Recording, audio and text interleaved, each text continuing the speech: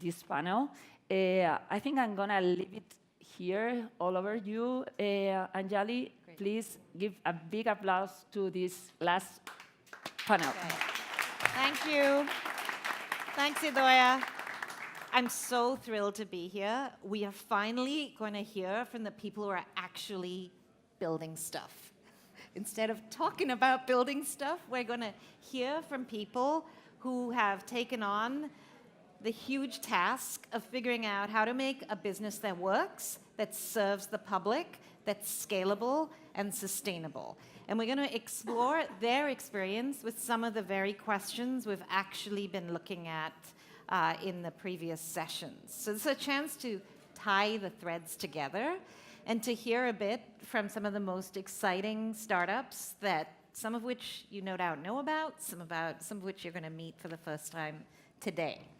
So I have just basically 3 sets of questions. We'll look a little bit first at the business models, scalability, and how each of these organizations is tackling the challenge of creating more livable communities. Then we'll go on to talk about their experience in working with governments. And finally, we're going to wrap up by looking at the big picture question of what's really needed inside this entire ecosystem to help startups like these and the ones that you might be building to really deliver against the promise of Public Tech Lab. So first, many of you already know about Cabify. Many of you already know about Lime. We're going to actually learn a little bit from both of our representatives from those companies and then turn to Unblur and Play and Go. But first, tell us a little bit. I'm going to put my question maybe to you first, Mariano. Tell us a little bit about how you get scale and a feasible, sustainable business model going while trying to make communities more livable. Remember, our theme is creating livable communities with scale in mind. Tell us how you're doing that. Well, our vision at Cabify is, of course, transform through technology the way we live in cities. We are doing this in 2 different ways. Of course, the most recognizable is to killing traffic, moving more people with less cars. And that is very good, but we are also becoming a mobility as a service platform where we also want to offer to our users a lot of different alternatives to move from A to B, like e-scooters, taxis, and many different alternatives. In fact, in LATAM, we are doing more trips with taxis than with peer-to-peer cars, and most of the people don't know that. But on the other side, I think it's very important to mention that you can transform the cities. Also, technology is very good. We are, for example, in Madrid and Barcelona, we also have almost 10,000 drivers working with us. It's people, men and women, over 45 years old, with a lot of problems to find jobs. And I think we are missing the wrong conversation. Technology can be good. Technology can add good things, add value to the society. And I think the government really need to understand that and start to become a very good and constructive conversation. So in your mission to make cities more livable, is it improving transportation options, reducing the cost of transport, and providing job opportunities? Is that how you would define livability? Yeah, I think citizens really need a lot of alternatives. None of us, for each other, really can solve the problem by ourselves. And I think offering a lot of alternatives, whether depending on the distance of the journey or depending on the preferences of the user, I think it is important that our companies, our startups, and the startups get really bigger and bigger, could be there offering the best alternative to the users and competing each other, because competition is really good. Are there any downsides? If you want to make cities more livable, are there any things that you're doing that you suspect may actually be on the negative side of the balance sheet for livability? I didn't warn him I was going to ask this question. I think it's an interesting one. I think that the new alternatives of mobility are doing a very good impact on cities. For example, I can mention one example. on the taxi side.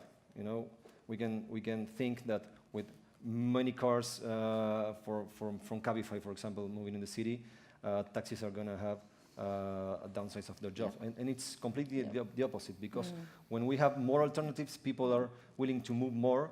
And in fact, the last 4 years, for example, in Spain, the taxi revenue increased 15% year over year. So I think that there's a misunderstanding about the wrong impact and the negative impact of the platforms and mobility platforms in the city. And I think we need to start building a new conversation, a very different conversation altogether. Cool. Well, let's bring into the conversation Lime. So you talked a bit about scooters. Everybody's seen those Lime scooters. Tell us a little bit about how you are making communities more livable and how you build scalability into your business model. So yeah, just to put you in context, the reason why we actually started this company is actually, it's very complementary to Cabify. And what we try to do is, like, on one side, just actually decrease all the pollution levels in the cities. So what our main goal is just like to eradicate them. So this is the first step. So actually, when you see, I don't know, I'm actually originally from Barcelona, and you see that constantly Barcelona or Madrid are always like raising like the standards of the EU level on pollution level. So it's something that we wanna definitely tackle. And on the second hand, you know, we had like this issue where we said, okay, there's like now a big debate on public occupancy, you know, and how much public space, say, or scooters or some mopeds or some bicycles are taking to the space. But what you have to understand is, like, cases like Cabify or any other mobility service, what they do is like they remove, we actually are removing cars from the streets, and what we're doing is giving back the space that citizens had till the last century, you know, so when cars started coming into the city. So for us, it's very interesting to see that it's very hard actually to explain that to governments, because it would be the second step, you know, but and they just see like the first main problem is having a new.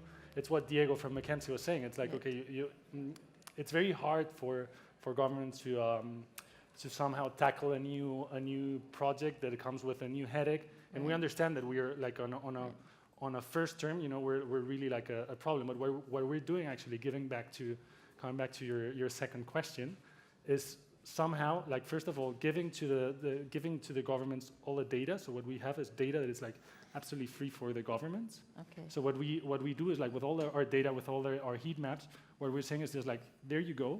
You know, you can do whatever you want with it. You can learn, like, I mean, if our transportation mean can be extremely complementary to the public transport. So what they can do is actually is like, we're speaking with governments, and we're doing that, like, whenever you have to go from A to B, and there's like I don't know, say 1 mile to your destination, to your home, we can complement that. That means that you don't have to invest on public transportation. Or on the other hand, if you have to invest on a new bus line, you know, what we can do is, like, you know exactly what happens at 9, at 11, at 12, so you can actually improve that. And just sorry to tell you, like, last thing, just giving back to society, what we do have is this program that it's called Lime Access. So it has started in the US. We're planning on bringing it to Europe, where you actually somehow, like, we have like heavy discounts for people that are like under a certain income level. So what we do is, like, give like reduced fare to bring like mobility to everyone. Cool. So you provide heat maps to the government. Is it open, or do you have to be inside the government to get? Is this a public good? No, you do. For the general public, or provided? We actually provide everything that a government needs, and what we're planning to do is, like, create a platform with, like, limited. Obviously, we have like competitive means, you know, that we have to keep. But we deliver all the data that a government requires for free, a city council in this case. Mariana, do you guys share data with the governments? Yeah, not with the local government. Yeah. We hope the local government can open the doors and start discussing how we can Here's solve the for problems you, on the mobility field. I think it's a really good situation that we need there. Good. But we are very optimistic on that. Cool. So our next two startups are taking this idea of putting together data in new ways to serve communities. I think they're both fascinating. So I want to hear a little bit about each of these businesses, how you're putting together data, how you are making communities more livable, and how you are actually building yourselves for scalability. Shall we start with Unblur? Tell us a bit about your organization. Oh, sorry, start with Unblur, and then we'll go to you, Jordi. Yes, Yeah. sorry. Yeah, so we're working, I'm sure nobody knows about Tumblr, it's pretty new, it's a startup. We're working on safety with people throughout technology and incident commanders. So what does this mean? We've built an intelligent assistant for incident commanders from emergency services, like police or firemen. So there's this emergency, and you have all these tactical resources like firemen or policemen taking action, maybe turning off fire. And there's this person called incident commander who takes decisions in the fields, who are managing all this emergency. So nowadays, all the government is getting and innovating with technology. They've bought all these drones, body cams, all these resources they use to handle an emergency. But what happens? They are saturated. There's too much information, and the incident commander, the one who takes decisions, gets saturated. What happens? That the person in the emergency is affected. So with Iris, what we do is we gather all this information, we simplify it, and we display it in one single place. So it makes it easier for the incident commanders to take decisions. So that's a dashboard of data you're presenting to the team that's in charge of response. Exactly. This is nowadays is more vision awareness and risk assessment, but with all this data and with machine learning algorithms, what we wanna do is giving assistance, intelligent assistance based on historical data to these incident commanders, so they can be better leaders, like do their work with more help. How do you sustain yourselves as a business? Well, it's not easy because we've got long sales cycles, but of course there's government helps, there's accelerators. Actually, we've got accepted by Airbus, and we're gonna start with working with them, and then having like a really good business machine and a business model that is scalable. So we were talking about, we're selling it as a SaaS, sell a service, so subscriptions, and with that it should work. So Arska's painted a picture of how the data is used to support key decision makers in the city. Jordi, it's so interesting how your platform may have that piece, but it also can help inform citizens and tourists. So there's a sort of individual behavior component, but you too are providing data back about the community. Tell us a bit about what you do. Yeah, exactly. What we do in Play and Go experience, we have developed a technological tool that allows us to create experiential mobile apps. What does it mean? Experiential mobile apps are those that show you information depending on your location, depending on your interests, and over this information level, we add some game dynamics in order to encourage people or tourists to interact with the environment. And thanks to that game dynamics, we obtain a lot of geolocated data. And that data we offers to the governments or the public administration in order to take better decisions. So we encourage people to sustainable mobility, because in order to get points, in order to get prices, they need to move to certain places physically, interact with the environment, and that's the way we motivate people to have a better experience and to get data that we offer to, for example, this year, we developed the official app of Las Fallas. It's one of the greatest events in Spain. And thanks to that geolocated data from over 20,000 people, we offer the town hall the first objective mobility report of how the people, citizens and tourists move around Valencia. And they are going to use that data to plan the next year event. Great, great. And they're also using it live, real time, or Exactly. is it historic? So it's both, In real life for planning and for real time. And can you get people to move from a crowded area to a less crowded area? Exactly.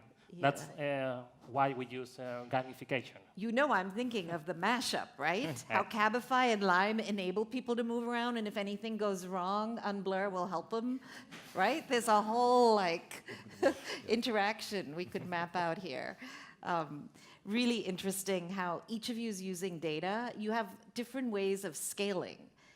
Lime has to actually think about the physical stuff you move around. Cabify has to know also where are the vehicles. You guys have the information flowing, but require a kind of physical presence of the stakeholders and the interactors. Let's think, though, a little bit now about how you interact with governments. We are all really curious to hear, what have you learned about working with governments? We want the inside scoop on how you work, whether it's with cities or national governments. We'd love to hear any thoughts on what you've learned from interacting with governments. Anyone can start. You want to start? Yeah. I don't really consider as an expert, but Yeah. I have a couple of meetings with the government. Yeah. I learned a lot. The first thing is that you really need to understand that the government doesn't want to kill you. Right. It's just they want to support you. Yeah, but Yeah. it's just that probably Right. the people who are talking with really don't know nothing about mobility. Yeah. They are concerned about a lot of things going on in the politics, most of them very complex, and we are talking about something really new. Yeah. You know, the new ways of mobility, the technology. It's very hard for them to understand how they can help us, or at least how they can not block us. You know, so you need to understand that you need first to start talking with the technicians inside the administration, and with the politicians inside the administration. You need to change the conversation. You need to talk about, for example, where you are paying taxes. Yeah. You know, Cabify Right. paid taxes in Spain, for example. How many employees you are, how all the things that you are adding to the society. That there's a lot of good things going on, and probably most of them the government doesn't know about. Well, and these are things that traditionally startups don't have to measure and pitch on as explicitly, right? Yeah, but with Yeah. with funds Yeah. and with a different conversation. But Yeah. yeah, it's very different. I think Yeah. you need a lot of time, Yeah. a lot of patience, and of course you need that governments and politicians really Yeah. start thinking in the long term and start thinking putting the citizen in the middle. I think that is the most important thing. We as citizens really know a lot more than anybody what are the things that are important for us. And we are very intelligent people. Let us decide whether if we have a lot of alternatives or just one. So I think that they need to be really focused on the long term and on the people that are voting them. Oscar, you have a pretty fun job, you and your colleagues. They hang out with firefighters, police guys, and you've been actually doing some pilot and early tests with different organizations, one in Wales I read about a bit. Tell us, for you, what it's been like or what you foresee as the opportunity for working with governments. You have to sell to governments. Yeah, at the end Right. we are selling to governments, that's true. For me, it was pretty crazy working with them. You know, the first day that I started, I was treated up with this suit. And then I found out that they are like really in the mess, like they are in another context. So I wasn't aware of who they were, you know, because who's these people that is going right to the emergency, you know?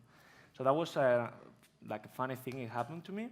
As well, working with them, we applied the agile methodology that is in the B2B and the B2C. Yep. It's very famous Yep. nowadays, pretty a topic. Yep.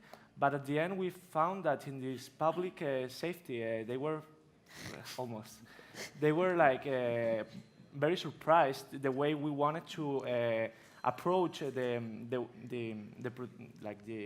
product. So Yep. we really did the product with them, like So knowing you exactly what they wanted. co-created and you did a lot of iteration. Exactly. Is that the story for Lime? Tell us. I mean, the story for Lime, I would say that the first thing that we've learned, because we're right now over 100 markets, is like that there's a common idea in everywhere. Because whenever we spoke, I mean, I'm managing Spain, but like whenever I speak with my colleagues in France or in the US, Or in Germany, it's like, no, governments are really slow, but it's like, no, you have to understand how Berlin is very slow, how Paris is very slow, how it's like each is uniquely slow. Each is slow, it's like that's a common thing between governments, and not only because of that, it's also because of our speed.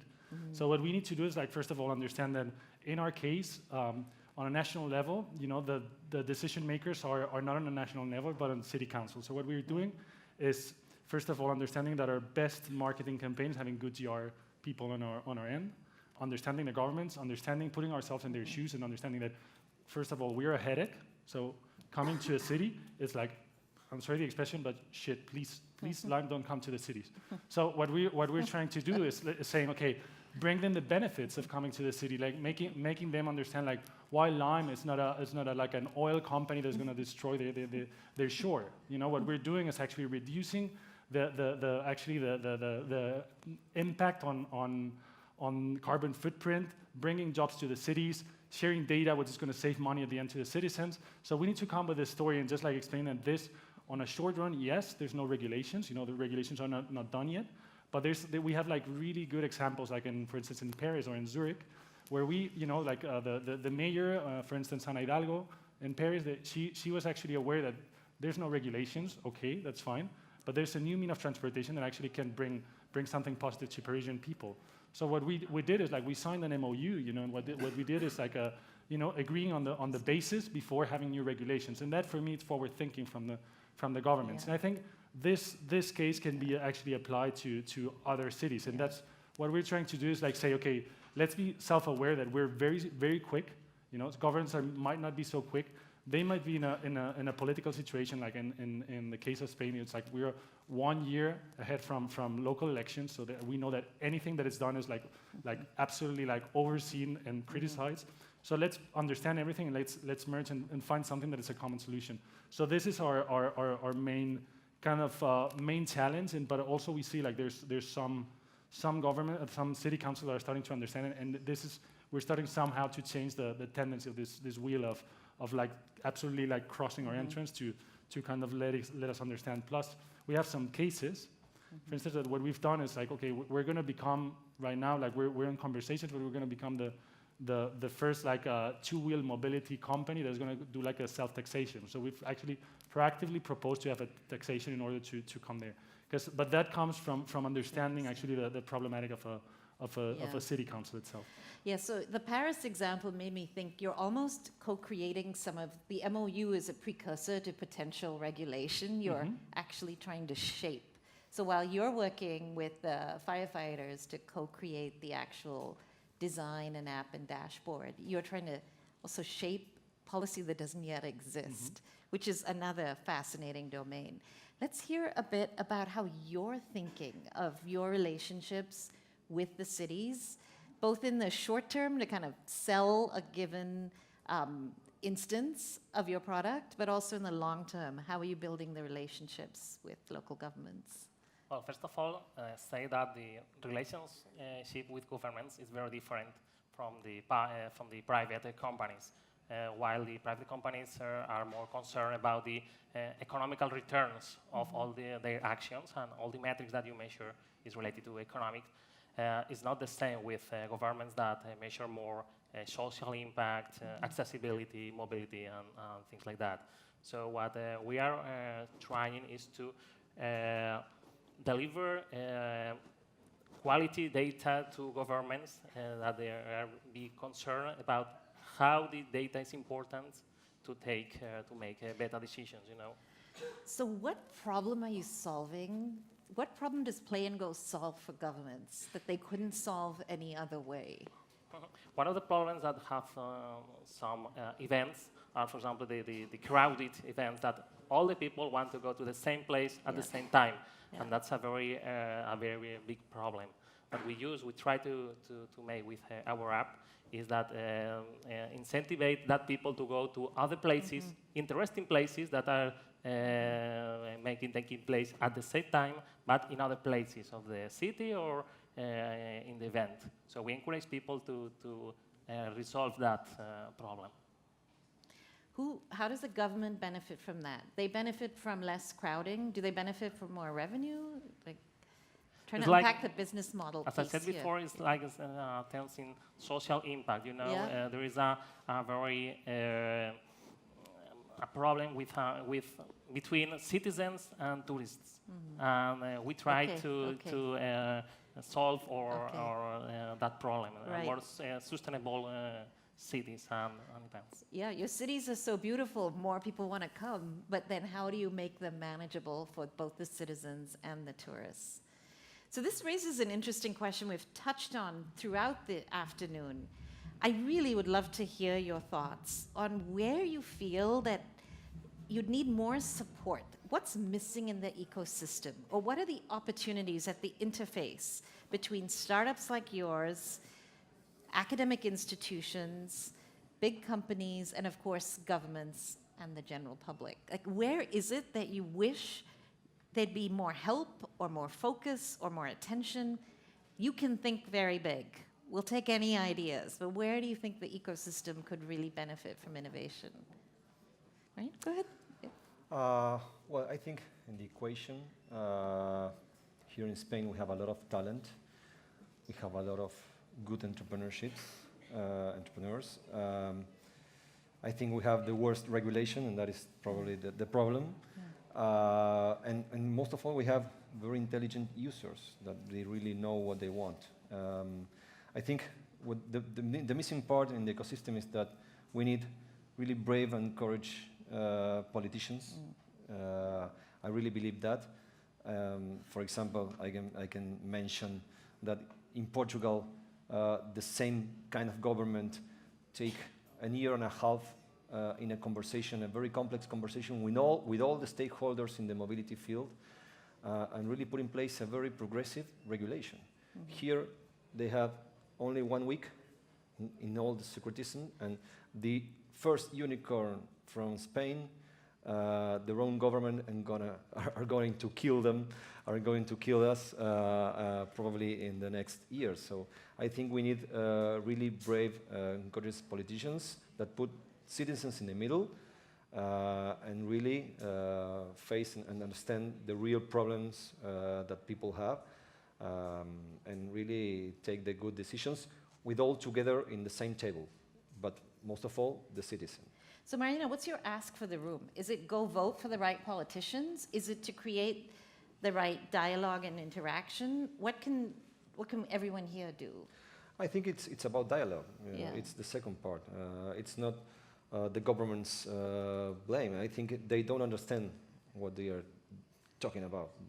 That is the worst problem. So I think we need to really be very ambitious of the things that we are asking to the government as a society, because we really need to move better. The cities really don't need more cars. They don't need 3% percentage of occupation in the private vehicles. We don't need that anymore, and you need to do a lot of things to really go faster to the future. Of course, on the startup field, I think, talking about mobility and startups, I think, of course, the startups need the support to get bigger and bigger. Yep. It's about competition because, of course, any startup really want to compete against Uber or Amazon or Facebook or whatever companies came from the outside.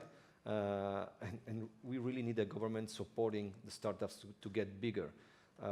You can define, for example, Cabify as a massive traffic killer, and on the other side as a massive employees creator. Right. And that is really good for the government, Right. I believe. Cool. All right. So you guys have benefited from, or you will benefit from joining an accelerator. So I imagine part of your answer is it's really helpful to have the support of an accelerator.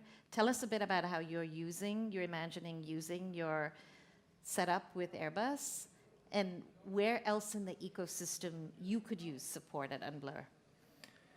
Yeah, well, starting with Airbus, we were working with Tactile and about these devices they are producing for incident commanders. So we're mixing their technology, the technology that police and firemen use, together implementing it with us. So that's a really good idea and a good way. Then there are two more things that I would like to add. Then first say to all these entrepreneurs who are thinking ideas and to launch, don't give up and don't say, okay, B2G is impossible. Yes, it's maybe more, there's take more time, but still if there's a lot of effort to do, but as well there's a lot of reward. And last thing, also have organizations like Public-Tech Lab to gather all these politicians. Also for them to understand they have a really good opportunity to work with the startups like ours and the ones that want to really... Yeah. What would you say about the Lime experience? What it reveals, again, the question is, what's most needed in the ecosystem that would really enable you to deliver the value of making life more livable, being sustainable, being scalable? Well, I would say on a first side, they were mentioning the example of Singapore before. That's in a way, of course, public members have like high wages, but at the same time, that this allows them to flow between like public and private sector. So that this enriches the people who are in government, they understand both sides. So this is somehow what we're missing in European countries. So that's, for me, would be like, first of all, doing some program, but this would be absolutely like a long term.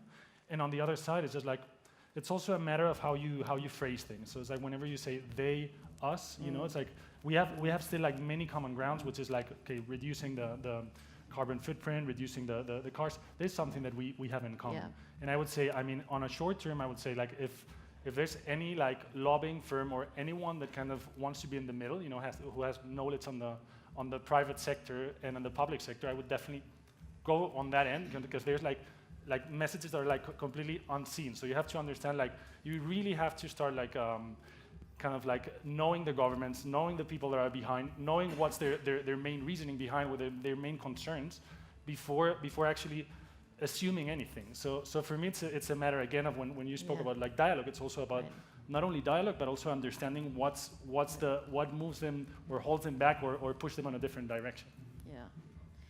Jordi, tell us, what do you think is missing? What would help you the most to grow your impact? I think that one of the most missing things in the ecosystem is the training. The training about knowing how the public administration works. The structure, the bureaucracy. So for startups to understand. Exactly, for startups, for example, their payment process. That's very critical for the catch of a startup, because it's usual that you pay your provider, your employees, 30 days, but if they pay you in 90 days, it's a big problem. Right. So you need to know that, and there is a lack, in my opinion, of training or education in that sense. What about your investors? Is there kind of shaping of investor expectations? We heard in the previous panel how when you're sitting in this space, your returns may come later because it takes time to go down. You talk about a long sales cycle, right? To go down the path of co-developing and then selling to governments. Have you encountered, Jordi, with your own investors, any need to figure out how to sort of shape their thinking? Well, investors, when you tell them that you work with public administration, usually goes, I don't like it. I prefer to if your clients are from private sector. That's why we work for both. So we try to learn from one and apply the knowledge to the other one. And well, the relation with investors in that sense is quite a bit complicated. Great. Look at that. So I wanted to thank everyone for showing up here. I'm hoping that the conversation that we've started, which we haven't even been able to hear your thoughts on yet, will continue. So grab our 4 amazing panelists, give them your ideas, give them your help, and figure out how to join in on the events that Public-Tech Lab is going to be launching. Because there's a huge conversation to be had, as we've already heard, at the intersection of all of these different areas. How do we teach ourselves, our students, mid-career, decision makers, government folks? How do we find new ways to fund with more patient capital, more creative capital? How do we embed conversations that trade off and acknowledge multiple goals and benefits and drawbacks of new technology? How do we help speed up the adoption, get the new ideas really embedded and baked into the ways that governments do business, and make the world a better place? So thank you all so much. Thank you, thank you.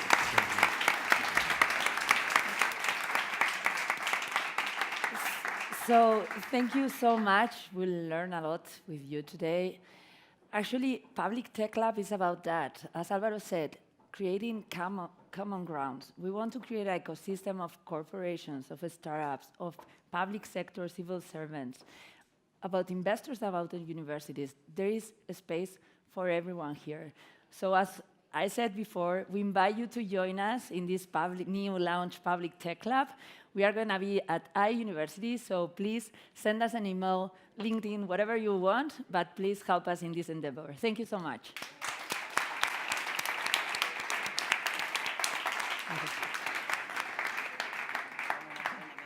Okay.